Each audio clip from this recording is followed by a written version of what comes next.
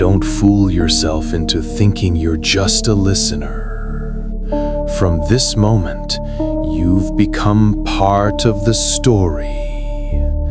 And I'm not responsible if you find yourself trapped inside it when it ends.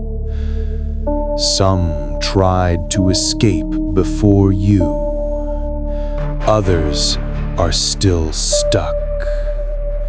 Maybe they're hearing these words alongside you right now. So stay sharp and hold on to every word, because maybe, just maybe, leaving your mark here is the only proof you're still in the real world. Tonight, it's not a demon, not a ghost. Tonight, the curse comes from something simpler and far more dangerous: time itself. Imagine one single minute repeating endlessly. The same glance, the same sound, the same shattering, until your mind explodes under the weight of repetition. So brace yourself, because you're about to step into the cursed moment. It was well past midnight. The apartment was drowning in a silence so heavy it hurt. Ryder sat at his small desk, a faint lamp throwing restless shadows across the walls. Papers lay scattered before him, though he'd already forgotten what he was working on. His head felt heavy, the silence pressing against his chest. Then, the light flickered off and back on, like the apartment had inhaled and exhaled. Ryder jolted, his heart pounding, his eyes snapped toward the clock on the wall. The hands were frozen, stuck at 3:17, not moving, not even a fraction of a second. He squinted, forcing a laugh under his breath. Of course, the clock's broken. Just what I needed. More crap on my plate. He pushed himself from the chair and started toward the kitchen. Each step weighed him down, like he was walking through air too thick to breathe. And then, the glass on the side table slid off on its own, smashing into sharp fragments across the floor. He froze, eyes locked on the shards. The echo still rang in his ears, and the silence that followed was somehow worse. His breath came in short, jagged bursts as he tried to convince himself it was just a coincidence. He raised a hand to his temple, and in the blink of his eyes, he was back in the chair. Same papers, same faint lamp, same suffocating silence, like someone had pressed rewind.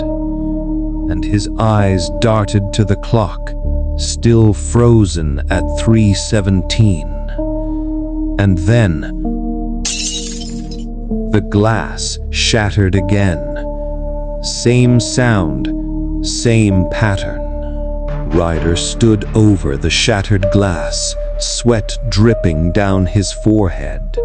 His eyes flicked back to the clock. Still 3:17.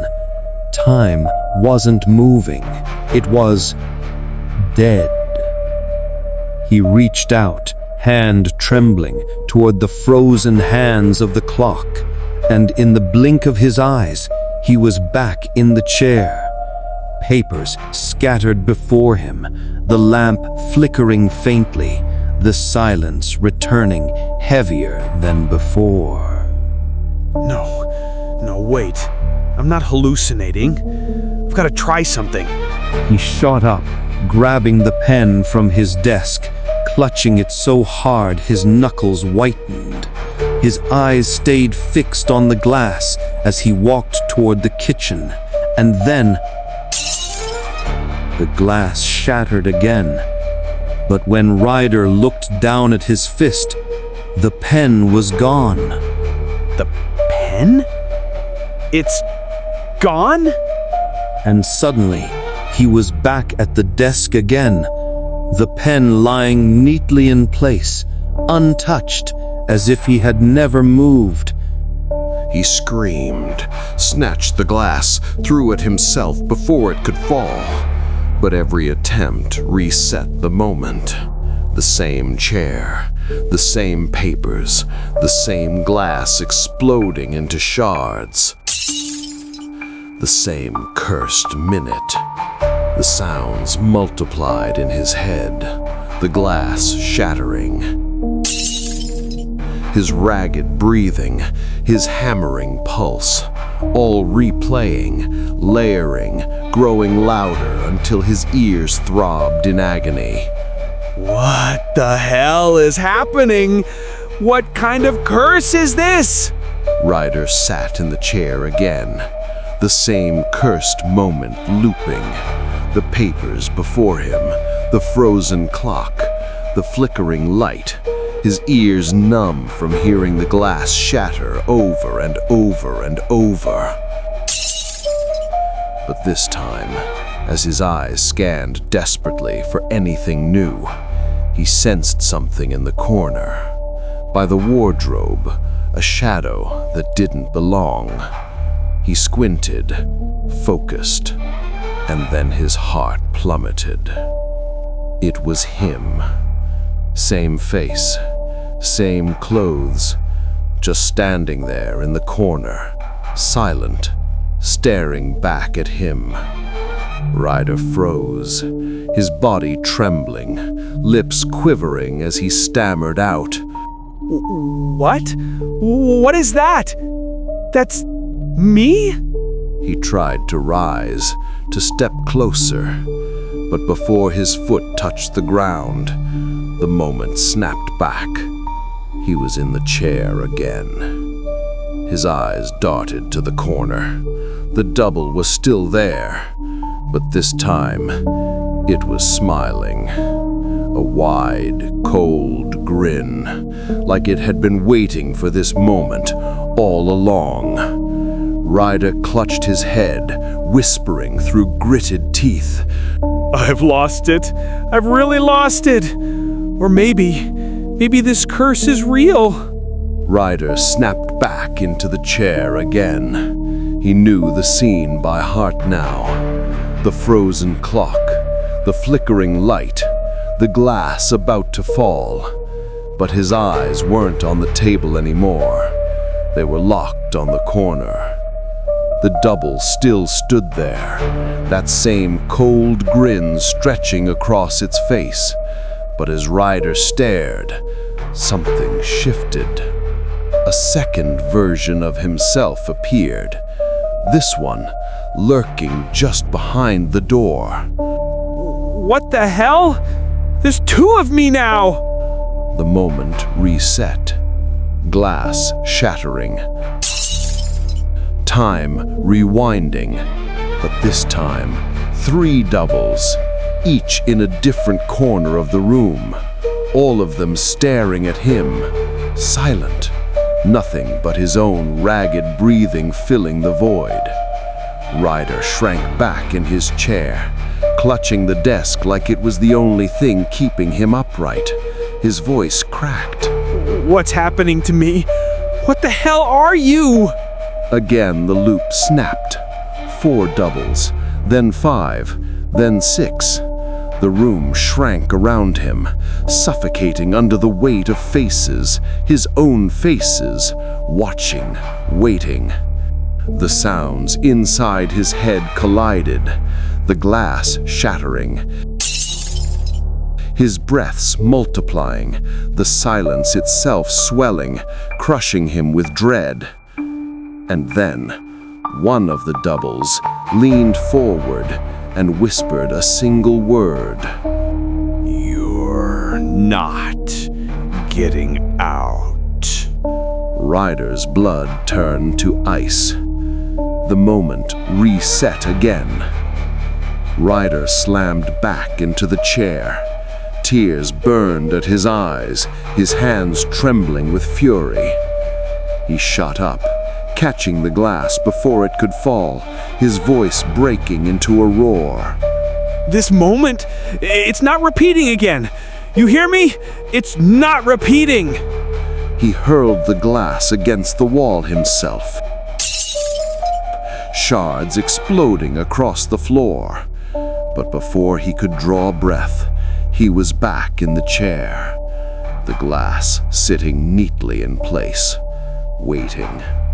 He stormed toward the wall clock, ripped it down with all his strength, and smashed it against the floor. The glass face cracked, gears spilling out.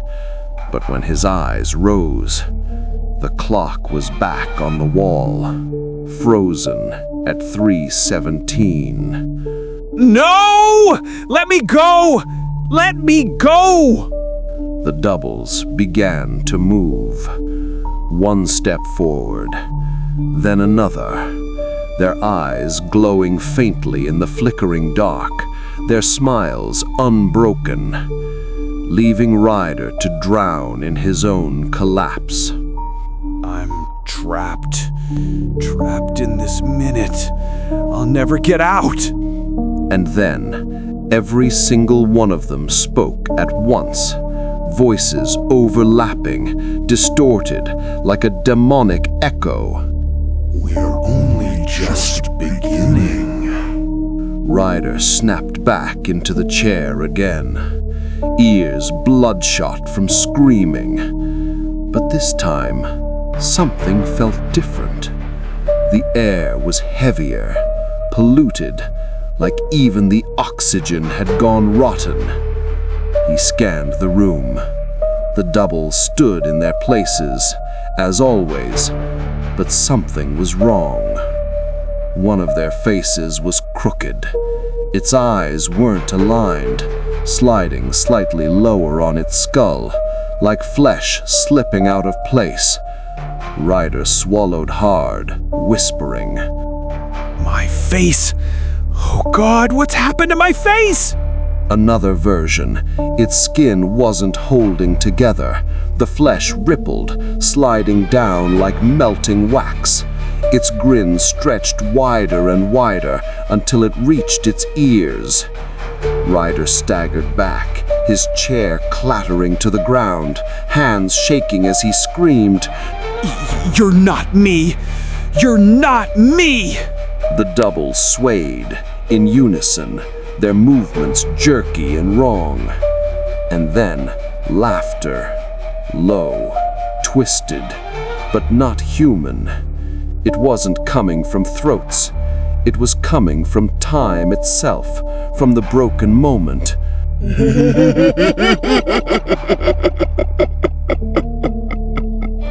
Ryder covered his face with trembling hands, but through the cracks of his fingers, he saw one of them crawling toward him, on hands and feet, its head twisted upside down, its eyes glowing red.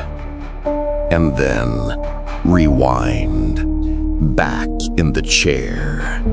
But this time, the reflection on the papers before him showed his own face already distorted. Ryder slammed back into the chair again, but this time he felt his body unraveling from the inside. The air shrieked with a high-pitched whine, a ringing so sharp it felt like the world itself was screaming. The doubles multiplied. The room overflowed with them, crowding every corner. Their eyes shifted away from him and fixed on the wall clock. 3:17. The numbers trembled, pulsed like a beating heart. What's happening? What does this number mean? Then, all at once, they screamed.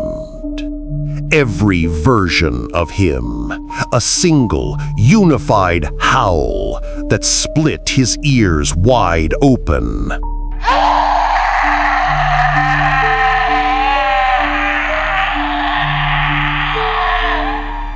The floor cracked beneath him. The walls bent inward, stretching like liquid. Ryder collapsed onto the ground, pounding the floor with both hands. Voice shredded as he shrieked. Let me out! Let me out! I can't stay here forever! One of the doubles, its face half melted, half intact, crawled close, whispering in a voice not of this world. You've been one of us for longer than you think. Ryder froze. His heart stopped for a beat. He looked up at the clock, and instead of 3:17, he saw his own warped reflection staring back at him. Then, darkness swallowed everything. The darkness swallowed Ryder, but the sound of his breathing still lingered. A few seconds passed, and then... Tell me, can you still hear me? The voice wasn't clear. It could have been Ryder's, or one of his broken doubles. But the whisper grew closer, closer, until it was right against your ear. Be careful. Whoever listens to this story opens the door to the cursed minute. 3:17 will visit you in your room, and you'll see your reflection, but it won't look like you anymore. And if you want to stay safe, you'd better leave your mark here. Subscribe. Maybe it will protect you. Maybe.